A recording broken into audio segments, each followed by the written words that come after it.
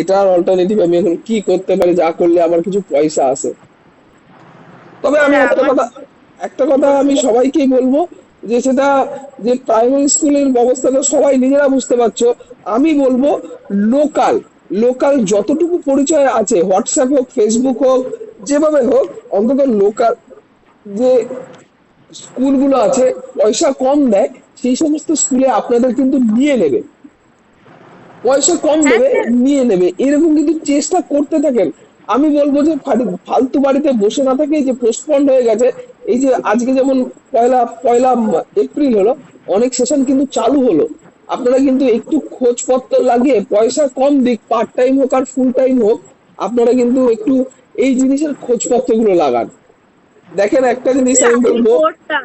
Sir আমাকে ওই স্কুলে স্যার নেবেন বলেছেন, কিন্তু মেয়েটা আর একটু বড় না হলে সমস্যা। ঠিক আছে, আমি বলবো অন্তত ওটা অপশনে রেখেন, একদম অফ করে দিয়েন না।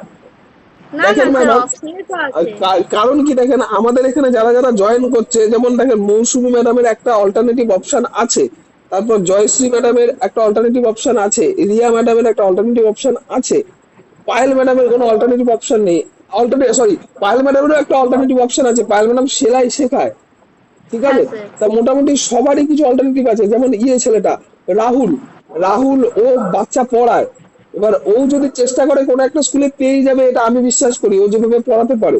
তারপর সহদেব কৃষিকাজের সাথে যুক্ত আছে। দেখেন সবাই কিন্তু একটা অল্টারনেটিভ ভেবে রেখেছে, যে হলাম না, না হয় হলাম, প্রাইমারি স্কুলের টিচার না হয় হলাম না, কিন্তু আমি তাহলে চাষ করে খাবো।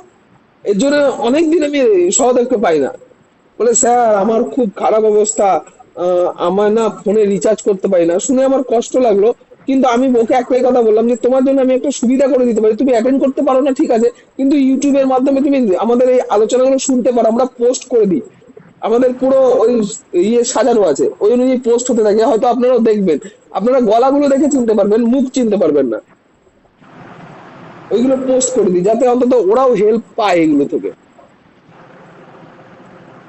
এর জন্য আমি একটা কথাই বলি, যে অন্তত plan A, plan B, plan C, তিনটে প্ল্যান অন্তত রেডি করে রাখা উচিত।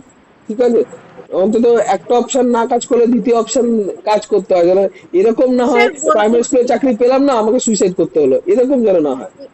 না না স্যার, বলছি ওই এসএসসিটা কি হবে স্যার, ওটারও কিছু হবে? ম্যাডাম দেখুন, প্রাইমারি স্কুলে এত সুন্দর স্মুথ চলছিল, তো চলছিল কিনা বলেন?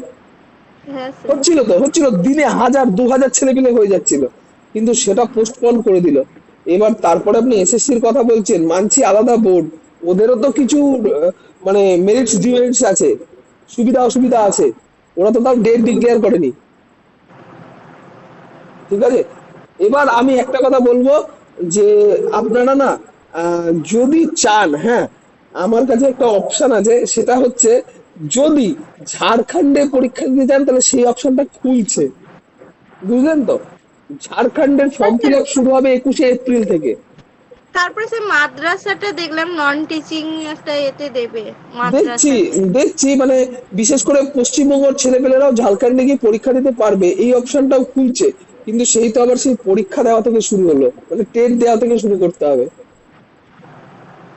আমি হিন্দিও পারিও না, অতএব না ওই না না, হিন্দি না, অসুবিধা। বাংলা, বাংলা, বাংলা, বাংলা, বাংলা। স্যার হ্যাঁ আছে, বাংলা। বাংলা আছে, আছে, বাংলা আছে, আমি দেখেছি বই, আমরাও ব্যাচ শুরু করব।